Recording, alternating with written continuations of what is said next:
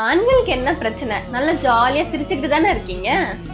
அப்படி சிரிச்சுக்கிட்டே சந்தோஷமா இருக்கிற ஆண்கள் கிட்ட ஒரு அரை மணி நேரம் உட்காந்து மனசு விட்டு பேசி பாருங்க. கண்ணீரை துடைக்கிறதுக்கு கைக்குட்டை பத்தாது. தாங்க முடியாத அளவுக்கு அழுத்தத்தை கொடுத்துட்டு ஆண்கள் அழுதா கோழைத்தனம்னு சொல்ற இந்த சொசைட்டிக்கு முன்னாடி அழுகவும் முடியாம வெளியே சொல்லவும் முடியாம பல பிரச்சனைகளை மண்டைக்குள்ள வச்சுக்கிட்டு சிரிச்சுக்கிட்டே கடந்து போறவங்களுக்கு பின்னாடி இருக்கிற வழி இருக்கு. உங்க அண்ணங்கிட்ட கேட்டு பாருங்க.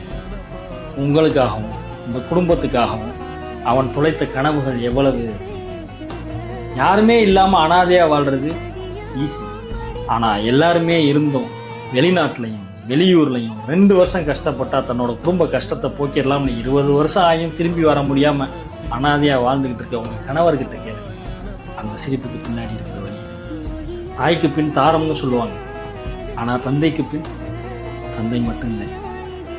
ஒவ்வொரு மாதமும் கஷ்டப்பட்டு சம்பாதிச்சு அந்த சம்பளம் வந்து அடுத்த செகண்டேவும் அதை அனுபவிக்க கூட முடியாமல் அடுத்த மாத சம்பளத்துக்காக ஓட ரெடியாகிற உங்கள் அப்பா கிட்ட கேளு.